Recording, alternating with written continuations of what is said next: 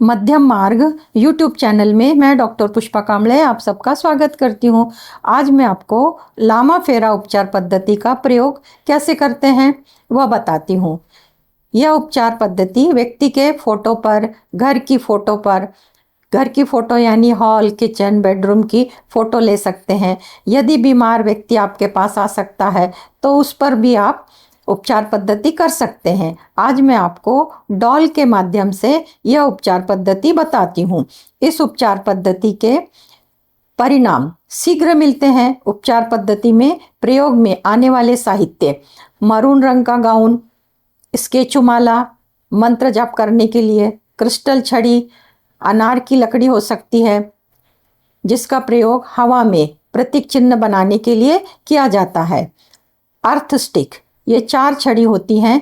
एक compass box की foot ruler भी ले सकते हैं।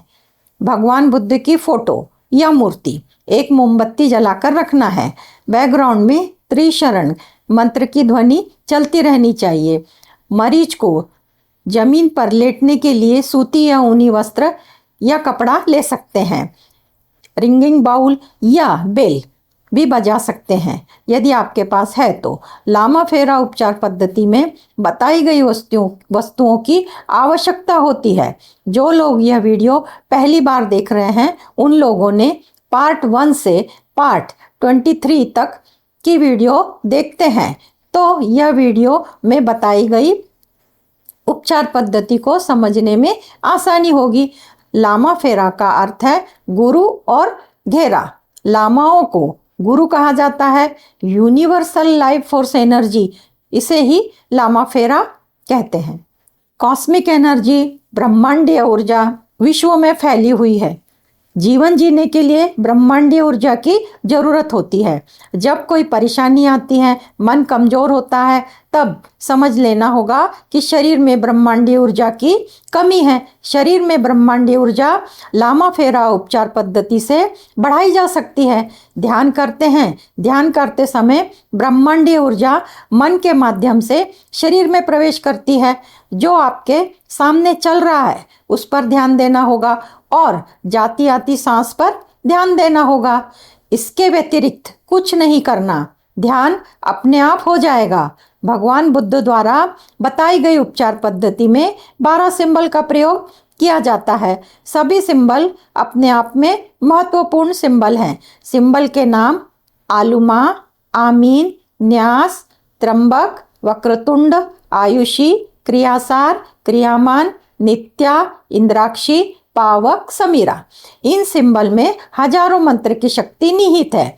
ये सिंबल मंत्रों से ऊर्जान्वित है। आज की उपचार पद्धति में आयुषी सिंबल का प्रयोग रोगी के शरीर पर कैसा बनाया जाता है उसके बारे में जानेंगे। लामा फेरा उपचार पद्धति में मरीज का उपचार करने से पूर्व भगवान बुद्ध का त्रिशरण बोलना या सुनना जरूरी होता है। बुद्धम शरणम गच्छामि, धम्मम शरणम गच्छामि, संघम शरणम गच्छामि। लामा फेरा उपचार पद्धति में 12 सिंबल का प्रयोग मूलाधार चक्र से आज्ञा चक्र तक बनाया जाता है। जरूरत के अनुसार, बीमारी के अनुसार, तकलीफ के अनुसार बनाया जाता है। शरीर में स्थित चक्रों पर बीमारी तत्वों पर आधारित होती है। जैसे शरीर में वायु तत्व और आकाशीय ऊर्जा बिगड़ने से वात दोष का निर्माण होता है। इसका परिणाम शरीर में वात संबंधी बीमारी शुरू होती है। दूसरा, शरीर में जल और अग्नि तत्व बिगड़ने से पित्त दोष निर्माण होता है। इसका परिणाम शरीर में पित्त संबंधी बीमारी शुरू होती है। तीसरा, शरीर में पृथ्वी और जल तत्व बिगड़ने से कफ दोष निर्माण होता है। इसका परिणाम शरीर में कफ संबंधी बीमारी शुरू होती है। चौथा, ब्रह्मांडीय ऊर्जा बिगड़ने से त्रिदोष निर्माण होता है। इसका परिणाम शरीर में वात, पित्त, कफ बिगड़ने से शारीरिक मानसिक बीमारी शुरू होती है। धन हानि, वातावरण खराब होता है, क्लेश पूर्वक वातावरण होता है। ऐसी स्थिति में सभी काम मन के विरुद्ध होते हैं। शरीर में स्ट्रेस, टेंशन, तनाव का वातावरण बना रहता है। किसी भी काम में सफलता नहीं मिलती, भौतिक सुखों की हानि होती है। शरीर में मन में नकारात्मक ऊर्जा का संचार होता है। ब्रह्मांडीय ऊर्जा बिगड़ने से, चक्रों के इम्बैलेंस होने से, मैग्नेटिक ऑरा बिगड़ने से शरीर की, मन की रोग प्रतिकारक क्षमता, शक्ति कमजोर पड़ जाती है। ऐसी अवस्था में शरीर पूरी तरह से ब्रह्मांडीय ऊर्जा ग्रहण नहीं कर पाता। प्राण ऊर्जा का प्रभाव रुकने से शरीर अपना कार्य सही ढंग से नहीं कर पाता।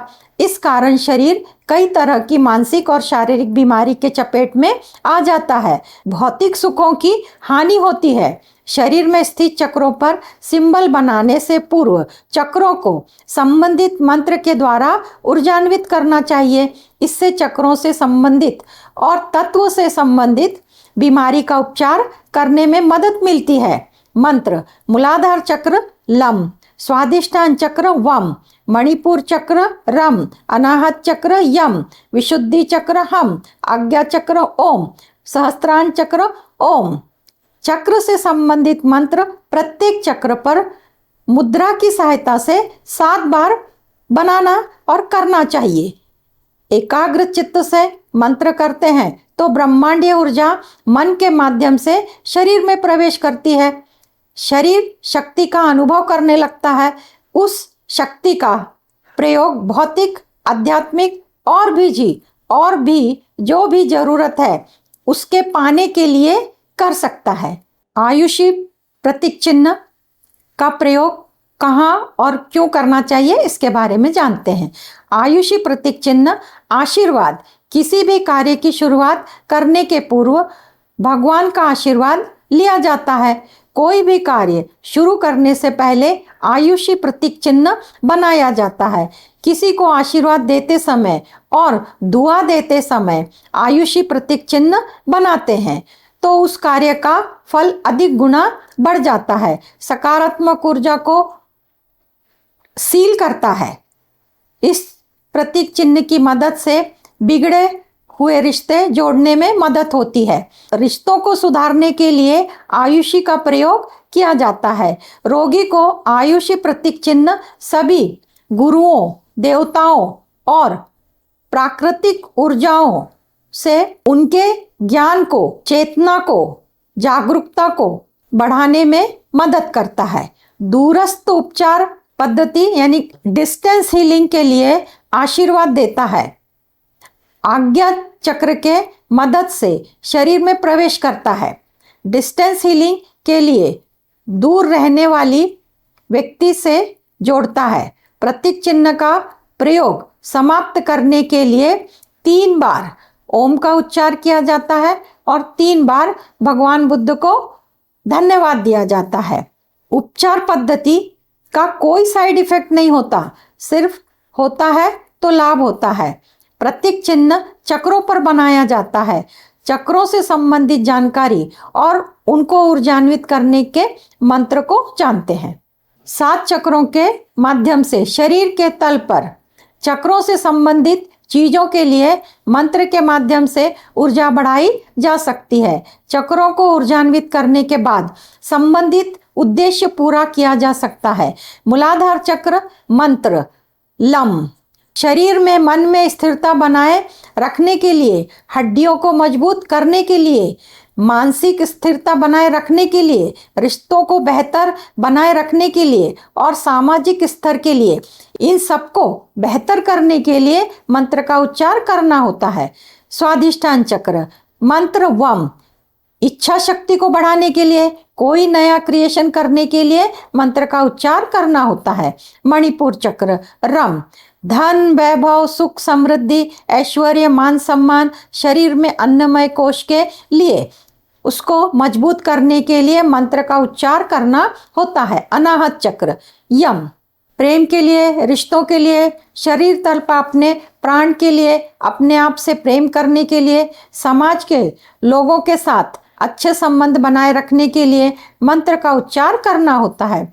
विशुद्धि चक्र मंत्र हम वाणी के लिए, वाक सिद्धि के लिए, प्रस्तुतिकरण के लिए, सही समय पर सही बोलने के लिए मंत्र का उच्चार किया जाता है। आज्ञा चक्र मंत्र ओम त्रिनेत्र थर्ड आई के लिए आत्मा का ज्ञान, भौतिक जगत का ज्ञान होता है। इंद्रिय अतीन्द्रिय शक्ति जागृत होती है। शरीर तल पर नेत्रों की शक्ति बढ़ती है। आज्ञा चक्र ऊर्जान्वित होने से भीतर का ज्ञान होता है। सहस्त्रार चक्र ओम अपने आप को शक्ति से भरने के लिए, किसी भी प्रकार का डिप्रेशन होता है उससे राहत पाने के लिए, किसी भी प्रकार की चिंता है उससे मुक्ति पाने के लिए, किसी भी कार्य में सफलता पाने के लिए मंत्र का उच्चार करना जरूरी होता है। मानव शरीर में 24 तत्व होते हैं। इनका विभाजन 5 भागों में किया गया है। पंच तत्व, इसमें पृथ्वी, जल, अग्नि, वायु, आकाश। 5 ज्ञानेंद्रिया, नाक, जिह्वा, आंखें, चर्म, कान। 5 कर्मेंद्रिया, मुंह, हाथ, पैर, प्रजनन अंग, गुदाग्रह।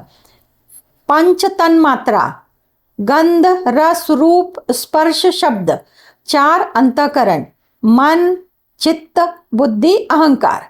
इन सब पर मंत्रों से, मुद्रा से, साधना से उपचार करना होता है, तब मन की इच्छा पूरी होती है। भगवान बुद्ध की उपचार पद्धति शुरू करने से पूर्व भगवान बुद्ध की स्टोरी सुनना बहुत ज़रूरी होता है। जब पेशेंट हीलिंग सेंटर पे आता है अपनी बीमारी ठीक करने के लिए, उसका मन विचलित होता है, मन अस्थिर होता है। भगवान बुद्ध की स्टोरी सुनने से उसका मन शांत होता है। तो भगवान बुद्ध की स्टोरी बताना शुरू करते हैं। भगवान बुद्ध की स्टोरीज। एक समय की बात है, एक गांव में चंद्र नाम का किसान रहता था। वह अपने खेतों में काम करता। उसका पड़ोसी ग्वाला था, यानी दूध बेचने वाला। वह अपनी गाय का दूध निकालता, परंतु उन्हें चारा नहीं देता। उन्हें चरने के लिए लोगों के खेत में भेज देता। उसे मालूम था गाय चरकर वापस उसी के पास आएगी। चंद्र नामक किसान अपनी जमीन पर पैदावार बढ़ाने के लिए हर संभव प्रयास करता था। उसका पड़ोसी गाय का दूध बेचकर अपना जीवन चलाता था। वह अपनी गायों को खुला छोड़ देता था, गायों का दूध निकालता था, उनकी देखभाल पर ध्यान नहीं देता था। गाय जब खेतों में जाती तब फसलों को वह नुकसान होता था। जब भी कोई उसे गायों के बारे में बताता, गायों के बारे में शिकायत करता, तो वह कहता, मैं पूरे दिन गायों को बांधकर नहीं रख सकता, उनको खुला छोड़ना भी जरूरी होता है। यदि आप लोगों की फसल खराब होती है तो आप अपनी फसल की स्वयं निगरानी करें। मैं गाय को तुम्हारे खेत में छोड़ने के लिए नहीं जाता हूँ। इस प्रकार वह लोगों की बात मानता ही नहीं था। एक दिन चंद्र नामक किसान अपने खेतों में गया। उसने देखा कि रात में गायों ने उसके खेत की बहुत सी फसल खराब कर दी थी। उसे यकीन था कि यह गाय उसके पड़ोसी ग्वाला की ही थी। उसने सोचा पड़ोसी को गाय की शिकायत करूंगा, लेकिन उसने सोचा पड़ोसी को शिकायत करने से कोई फायदा नहीं होगा, वह किसी की बात नहीं मानता। उसने अपने आप से कहा कि वह रात में अपनी फसल की देखभाल स्वयं करेगा। वह रात्रि में खेत की झोपड़ी में रहेगा। रात में चंद्र नामक किसान घर से खाना खाकर लाठी लेकर खेतों की तरफ चल पड़ा। उसने फैसला किया कि जब तक फसल कटने तक खेत में रहेगी तब तक वह खेत की रखवाली रात में करेगा। वह सोचने लगा गाय फसल खाने के लिए आती है तो वह उसे लाठी से मार नहीं सकता, क्योंकि वह संस्कार से भरा था। वह गाय को माँ के समान मानता था। वह गाय पर लाठी कैसे चला सकता था? इस दुविधा के विचार में उसके मन में आया कि अगर गाय आती है तो वो उससे हक करके हकल देगा और हकने से गाय खेत से बाहर निकल जाएगी। ऐसा उसने सोचा। हकने का प्रक्रिया करूंगा तो गाय खेत को छोड़कर बाहर चली जाएगी। जब रात्रि में गाय उसके खेत में फसल खाने के लिए आ पहुंची, उसने गाय को खेत से बाहर निकालने के लिए बहुत प्रयास किया, बहुत कोशिश की, पर उसे बाहर निकालने की, परंतु गाय को बाहर निकालने में वो नाकामयाब रहा और गाय यहाँ से वहाँ दौड़ती, परंतु गाय खेत से बाहर निकलने का नाम ही नहीं ले रही थी। इस कारण किसान की परेशानी बढ़ती जा रही थी। उसे अधिक क्रोध आ रहा था, वह गुस्से से भर गया, वह अपने संस्कार भूल गया। जब व्यक्ति को गुस्सा आता है, गुस्से से भर जाता है, तो उसकी बुद्धिमानी, उसकी सोच, सब कुछ खत्म हो जाता है। वह उसके संस्कार भूल चुका था। आखिर में उसने लाठी से गाय को मारने लगा। गाय खेत से भागने लगी। बाहर भागते समय गाय एक पत्थर से टकराई। गाय की वहीं पर मौत हो गई। यह देखने के बाद किसान का गुस्सा शांत हो गया। उसे लगा कि उससे बहुत बड़ी गलती हो गई है। उसका दिमाग का काम नहीं कर रहा था। उसे क्या करना चाहिए और क्या नहीं करना चाहिए ये समझ में नहीं आ रहा था। उसके हाथ से गलत काम हो गया था, उससे पाप कर्म हो गया था। यह विचार करते करते पूरी रात्र हो गई और वो वहीं पर विचार करते बैठ गया और रात्र भर सोया नहीं। उसके सामने गाय तड़पकर मर गई और उसके लिए वह कुछ नहीं कर पाया। इस पाप कर्म का प्रायश्चित कैसे करूंगा, वह सोचने लगा। सुबह होते ही गांव के लोग आए। लोगों ने किसान को और मरी हुई गाय को देखा तो उनके समझ में आ गया कि क्या हुआ होगा। चंद्र किसान ने लोगों को बता दिया कि उससे बहुत बड़ा पाप कर्म हो गया है। गांव में एक पंचायत रखी गई। पड़ोसी ग्वाले ने पंचायत से दरखास्त की कि मुझे मेरी गाय चाहिए। तो पंचायत को ज़्यादा समय नहीं लगा फैसला सुनाने में, क्योंकि चंद्र किसान ने अपनी गलती पहले से ही मान ली थी। वह अपने आप को दोषी समझकर बैठा था। पंचायत ने फैसला सुनाया कि चंद्र किसान अपने पाप कर्म के लिए 4 धाम की यात्रा करने जाए, तुम्हारे पाप धुल जाएंगे। यह सोच ही रहा था कि उसके मन में आया कि 4 धाम में जाने से पाप धुल जाएंगे क्या, तो पर वो कुछ कर भी नहीं सकता था। उसका यह पाप कर्म कैसे धुल जाएगा, इससे गाय की जिंदगी वापस भी आएगी या नहीं, यह सोच विचार में था। पंचायत की बात मानकर 4 धाम की यात्रा पर निकल पड़ा। उस समय वाहन नहीं था, घोड़ा गाड़ी और ऊंट की गाड़ी हुआ करती थी, और या तो लोग पैदल यात्रा करते थे, पैदल ही आते जाते थे। किसान की यात्रा पैदल शुरू हुई और किसान की यात्रा बहुत लंबी भी थी, उसे कई वर्ष लग सकते थे। किसान अपने पाप कर्म धोने के लिए 4 धाम की यात्रा पर निकल पड़ा। वह विचार कर रहा था कि इस पाप का दोषी वह है, परंतु उससे ज्यादा दोषी तो वह ग्वाला है जो अपनी गाय को दूध निकाल कर खुला छोड़ देता है और अपनी गाय की देखभाल भी नहीं करता। तो ज्यादा तो जो दोषी ग्वाला भी है। वह ऐसा सोचते हुए ही जा ही रहा था। किसान पहले धाम में पहुंचा, उसके बाद दूसरे धाम में पहुंचा यात्रा करते करते। अब दूसरे धाम से तीसरे धाम की यात्रा पर जा ही रहा था तो रास्ते में एक जंगल पड़ा। जंगल को पार करने के बाद ही तीसरा धाम आ सकता था, यानी कि तीसरा धाम वहां पर था। जंगल में एक कुटिया में बौद्ध भिक्षु दिखाई दिया। आसपास तो कोई बस्ती भी नहीं थी, कोई मनुष्य भी नहीं था। उसने सोचा कि मैं उस भिक्षु से मिल लेता हूँ, तो वह बौद्ध भिक्षु के कुटिया पर गया। तब बौद्ध भिक्षु ध्यान में लीन थे, परंतु जैसे ही चंद्र नामक किसान कुटिया में प्रवेश करता है तो बौद्ध भिक्षु ध्यान से बाहर आते हैं और उनसे बात करते हैं। तब चंद्र किसान बौद्ध भिक्षु से कहते हैं, आप इस जंगल में अकेले कैसे रहते हैं? यहाँ पर तो कोई मनुष्य भी नहीं है, दूर तक बस्ती भी नहीं है, तो आप यहाँ पे कैसे रहते हैं? इस पर बौद्ध भिक्षु बोले कि जीने के लिए तो 2 चीजें जरूरी है, एक तो सांसें और दूसरा खाना। तो सांसें इन पेड़ पौधे से मिलती है और खाना भी इन्हीं से मिलता है। इस पर किसान बोला कि अपनी भावना व्यक्त करने के लिए, किसी से बातचीत करने के लिए कोई तो मनुष्य होना चाहिए।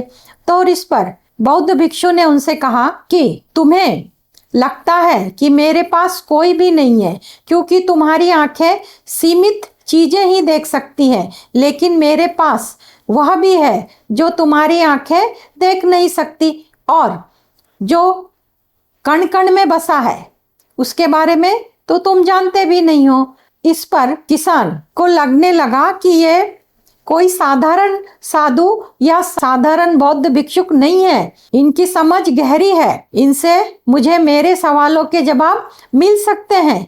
किसान ने अपने बारे में सारी बातें बौद्ध भिक्षुक को बताई और कहा, मैं 2 धाम करके आ चुका हूँ, लेकिन मेरी चिंता कम नहीं हुई है। मेरे से पाप कर्म हुआ है, पाप कर्म से कैसे मुक्ति पा सकता हूँ। इस पर बौद्ध भिक्षुक मुस्कुराए और बोले, चंद्र किसान, आप जिस पाप कर्म की बात कर रहे हो, जो तुमने किया ही नहीं है, तुमने जो किया है वह पाप कर्म नहीं था।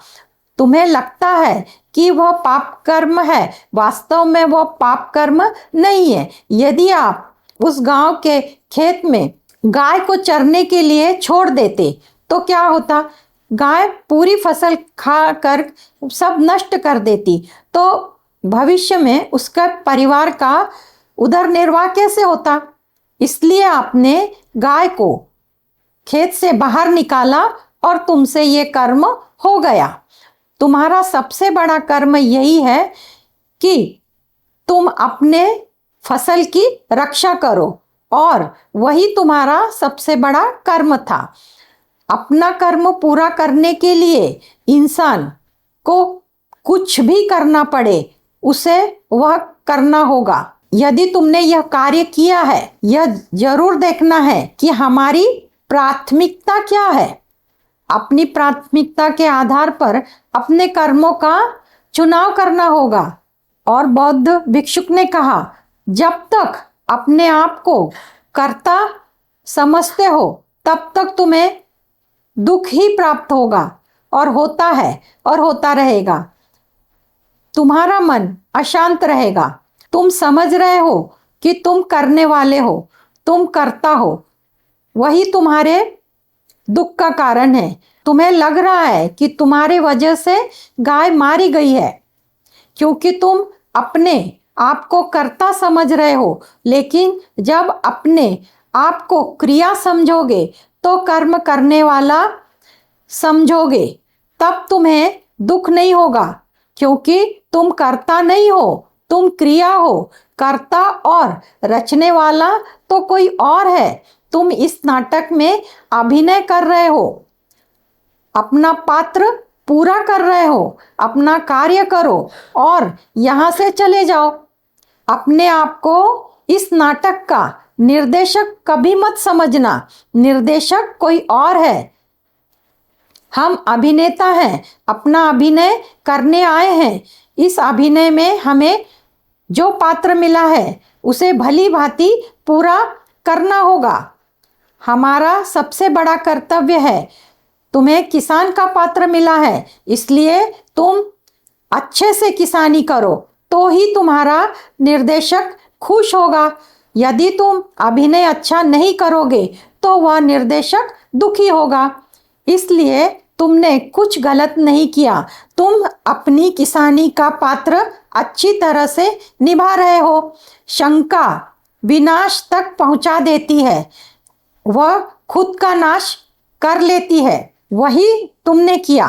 तुम्हारे मन में आया कि मैं किसानी करूं या उस गाय के प्रति अपना कर्तव्य निभाऊं। इस पर चंद्र किसान ने पूछा, महात्मा, जो काम हम करते हैं उसका फल किस प्रकार मिलता है? अगर मैंने कुछ गलत किया ही नहीं है तो मैं यहाँ प्रायश्चित क्यों भोग रहा हूँ? अगर मैंने कर्तव्य निभाया, अपना कर्म पूरा किया, तो मैं यहाँ दुख क्यों भोग रहा हूँ? मेरा मन पीड़ा से भरा हुआ है। इस पर बौद्ध भिक्षुक बोले, जब तुम जमीन में कोई बीज बोते हो तो फसल उगती है, तो तुम्हें कैसे पता चलता कि कौन सी फसल क्या फल देगी। इस पर किसान ने कहा, बीज डालने से कई महीनों के बाद पता चलता है कि यह फसल कौन सा फल देने वाली है। जब तक हमें यह पता नहीं चलेगा कि यह बीज किस पेड़ का है, तब तक हमें कैसे पता चलेगा कि यह पेड़ हमें कौन सा फल देने वाला है। इस पर बौद्ध भिक्षुक बोले, जिस प्रकार बीज को जमीन में डालने पर हमें पता नहीं होता कि वह कौन सा फल देने वाला है, उसी प्रकार कर्म करते समय हमें यह पता नहीं होता कि इस कर्म का फल हमें किस प्रकार मिलेगा। हो सकता है उसका फल मिलने में देरी हो जाए, लेकिन उस कर्म का फल मिलता जरूर है। लेकिन इंसान इतना संयमी नहीं होता, इतनी दूरदृष्टि नहीं रखता, वह इतना सोचता भी नहीं। उसे अपने कर्म का फल शीघ्र ही चाहिए होता है। जैसे ही कर्म करता है तुरंत उसका फल मिल जाना चाहिए, ऐसी सोच रखता है। लेकिन ऐसा जीवन में कभी भी नहीं होता। अब तुम अपने गांव को चले जाओ और अपना कर्म करो, परिवार की देखभाल करो, यही तुम्हारा अभिनय है, यही तुम्हारा पात्र है, तुम्हें इस जीवन में निभाना है। इस पर किसान ने कहा कि पंचायत ने मुझे दोषी बताया है। जब तक मैं अपनी सजा पूरी नहीं कर लेता, पाप नहीं धो लेता, तब तक मैं कैसे वापस जा सकता हूँ। यह तो धोखा या छल होगा, इसका परिणाम बाद में मुझे ही भुगतना होगा। बौद्ध भिक्षुक बोले, एक बार तुम अपने गांव वापस लौट जाओ, वहां की परिस्थितियां बहुत कुछ बदल चुकी हैं। तुम जैसा छोड़कर आए थे अब वैसा वहां पर नहीं रह गया। तुम वापस अपने गांव चले जाओ और तुम अपना काम अच्छी तरह से करो, और तुम्हारे कर्मों का जो फल है, तुम्हारे परिवार को उसका परिणाम अब मिलना शुरू हो गया है। इस चीज को अपनी दृष्टि से, अपनी आंखों से देखो कि कर्म के सूत्र, इस विधान को भली भांति समझो, कर्मों के विधान को भली भांति समझो। यह सुनकर किसान अपनी यात्रा के बीच से ही अपने गांव को लौट जाता है। वह देखता है उसका ग्वाला पड़ोसी, उसके पास एक भी गाय नहीं है, और दूसरी ओर उसका परिवार के पास एक गौशाला है। गांव में एक गौशाला बनी है। गांव के लोग अपने श्रद्धा के अनुसार गाय को चारा लाकर दे रहे हैं। यह देखकर उसके मन में आश्चर्य आया। वह आश्चर्य में पड़ गया। उसे समझ में नहीं आ रहा था कि यह कैसे हो गया। जब उसने लोगों से पूछा तो लोगों ने उसे बताया कि तुम्हारे जाने के बाद इस ग्वाले ने अपनी गाय रात में छोड़ना बंद नहीं किया। उसकी गाय सभी के खेतों में फसलों को नुकसान पहुंचाती थी, जिससे सभी गांव वाले बहुत परेशान हो गए। अंत में एक दिन पंचायत बुलाई गई और पंचायत ने निर्णय लिया कि चंद्र किसान से कुछ गलती नहीं हुई। उसने अपनी फसल को बचाने के लिए जो गाय की मृत्यु अनजाने में हुई है, उससे वह गलती हो गई है, लेकिन यह गलती नहीं मानी जाएगी। इसलिए जो गाय जिस ग्वाले ने छोड़ रखी थी, उन गायों के लिए एक गौशाला बनाई गई। वह गौशाला चंद्र किसान के परिवार के नाम पर कर दी गई। पंचायत को अफसोस हुआ कि चंद्र किसान को दोषी मानकर उनसे बहुत बड़ी गलती हुई थी। इसलिए उन्होंने अपनी गलती सुधारने के लिए गौशाला चंद्र किसान के परिवार के नाम कर दी। इस दृश्य को देखकर चंद्र की आंखें खुली की खुली रह गई। चंद्र किसान को बौद्ध भिक्षुक की बात याद आ गई। जब हम जमीन में बीज बोते हैं तब हमें पता नहीं होता है कि हमें वह बीज क्या फल देगा, लेकिन जिस दिन वह फल देता है हमें पता चलता है कि हमारा वह कर्म कितना अच्छा था, जिसका हमको इतना अच्छा फल मिला है। इसलिए हमें कर्म करने के बाद संयम रखना चाहिए। सब्र का फल मीठा होता है, इसको ध्यान में रखना चाहिए। इस प्रकार भगवान बुद्ध की स्टोरी मरीज को सुनाई जाती है और फिर मरीज का मन शांत होता है और उसके बाद उस पर लामा फेरा उपचार पद्धति की जाती है। आज की उपचार पद्धति में आयुषी का प्रयोग कैसे करते हैं इसको जानते हैं। लामा फेरा उपचार पद्धति शुरू करने से पूर्व चक्रों को मंत्र के द्वारा ऊर्जान्वित करना होता है।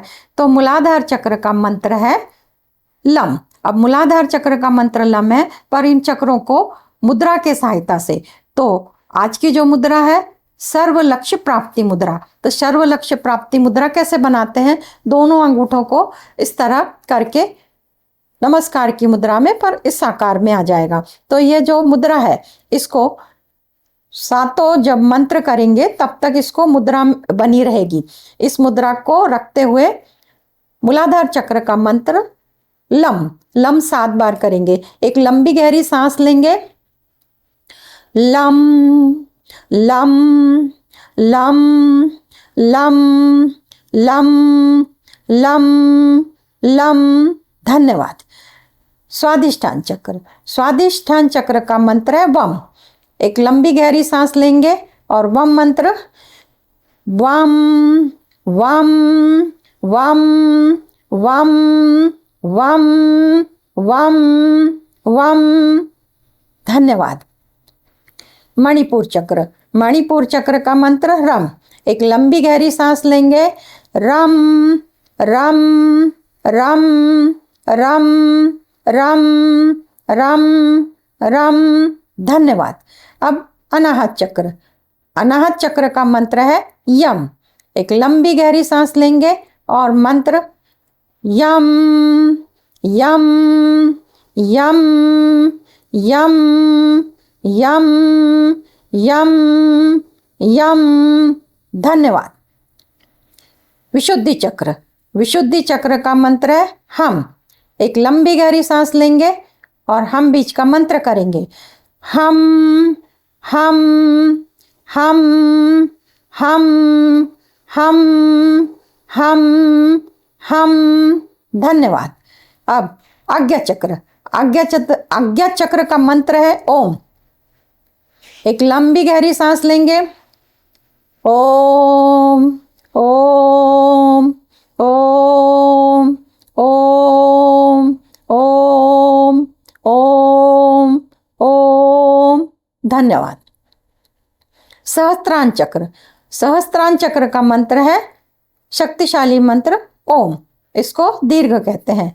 मंत्र इस प्रकार, लंबी गहरी सांस भरेंगे और मंत्र ओ।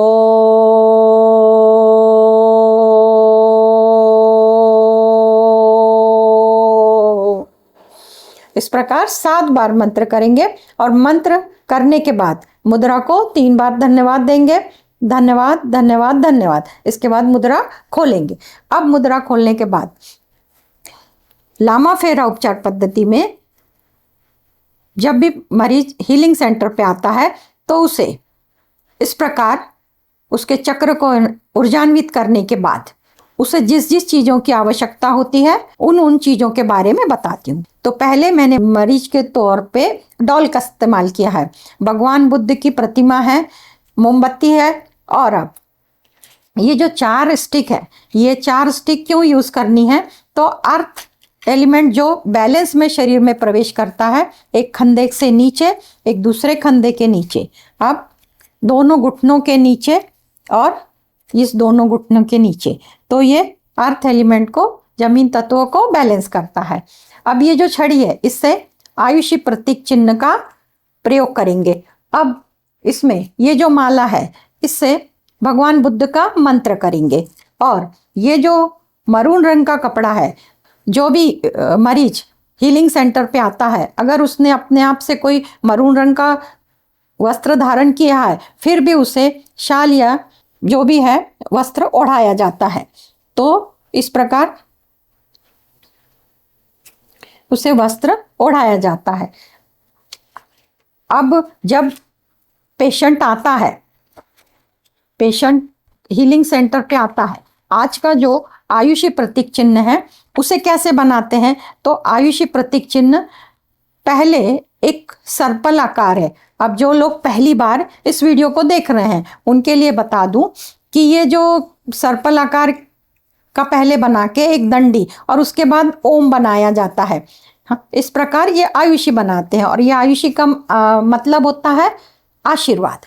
अब जब मरीज हीलिंग सेंटर पे आया है तो सुरक्षा कवच बनाने के लिए पहले आलूमा का प्रतीक चिन्ह बनाना होता है। तो आलूमा इस प्रकार पहले ट्रायंगल बनाया जाता है, दूसरा ट्रायंगल बनाया जाता है, बीच में स्वस्तिक बनाया जाता है। ये चार प्रकार एक ही प्रकार है पर चारों कोने में सर्पल आकार से बनाया जाता है। तो इसको अब मैं अपने और मरीज के चारों कोने में बनाती हूँ। तो पहले मैं आलूमा बनाना शुरू करती हूँ,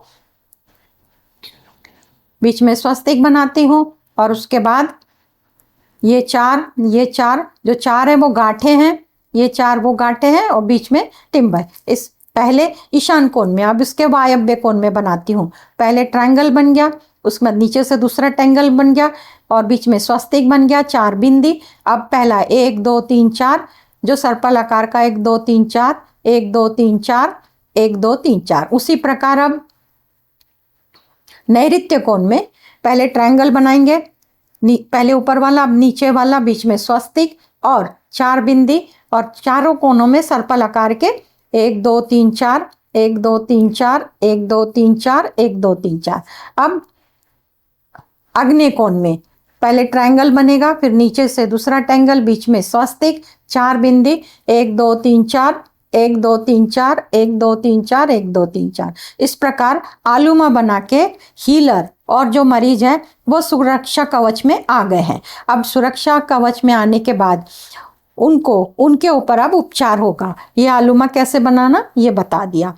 अब आज का जो चिन्ह है वो है आयुषी। आयुषी कैसे बनाना ये बताना है, परंतु आयुषी के पहले अब जब भी कोई मरीज आता है तो उसकी शुरुआत कैसे करनी है, तो उसके पैर के पास रुकना है और क्लॉकवाइज उसको फेरा नहीं डालना है, एंटी क्लॉकवाइज। तो यहाँ से एक फेरा लेंगे, इधर आएंगे तो एक फेरा पूरा हो गया। अब यहाँ से जब आएंगे तो ये दूसरा फेरा हो गया और जब यहाँ से सिर पर आएंगे इधर पे तो ये आधा फेरा हो गया। इसको 2.5 फेरा बोलते हैं, 2.5। यहाँ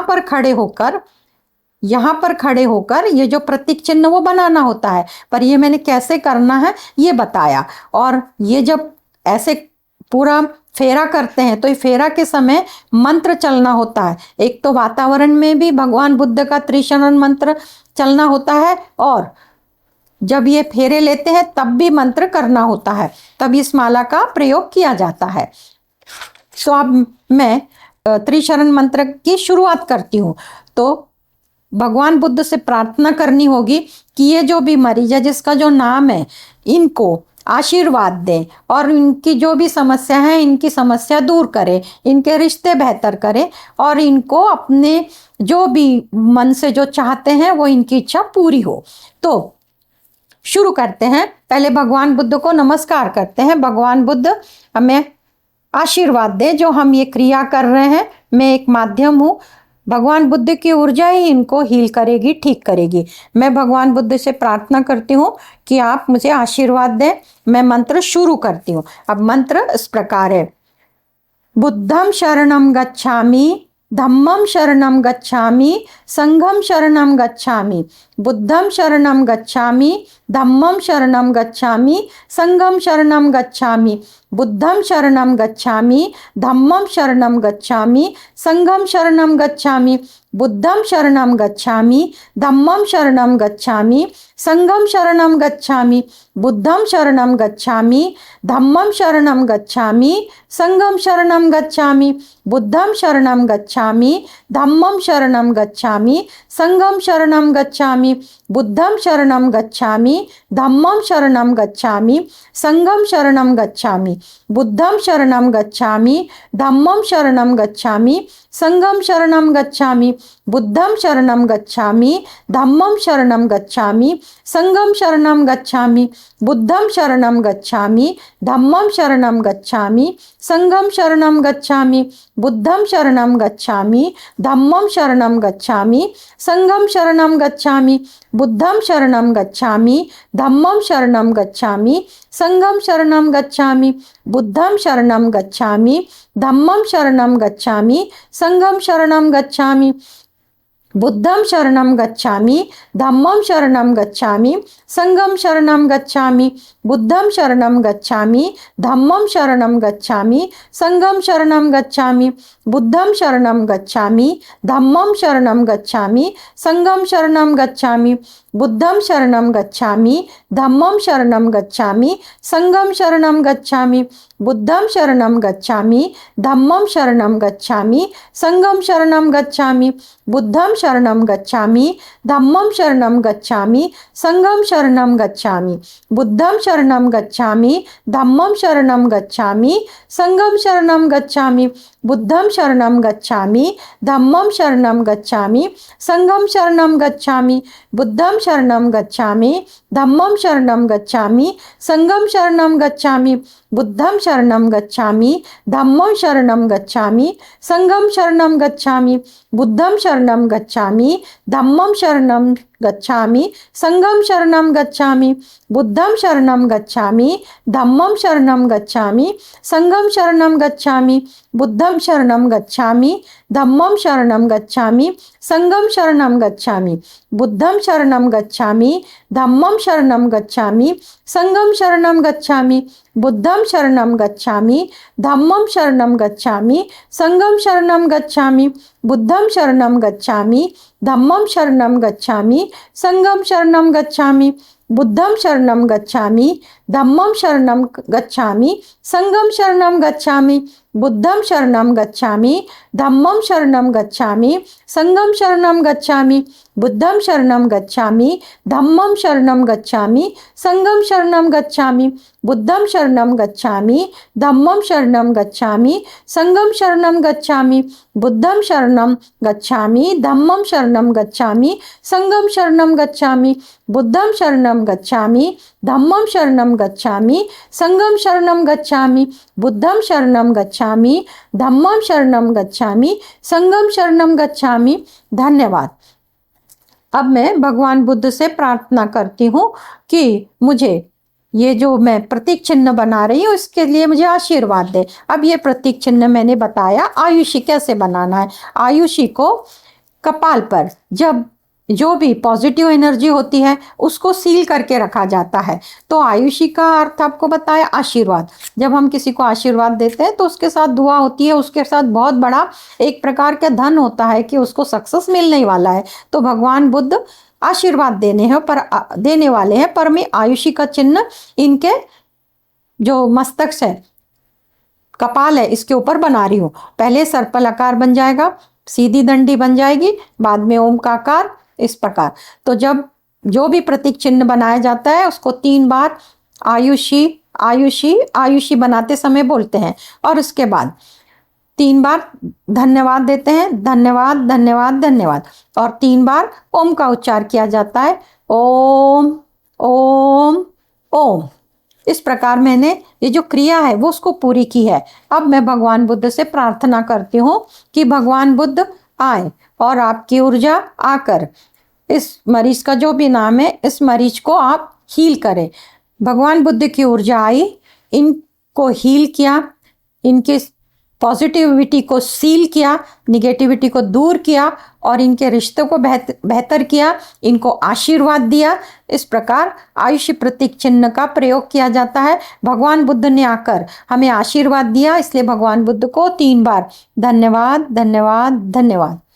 लामा फेरा उपचार पद्धति में आज इतना ही। आप सबका मंगल हो।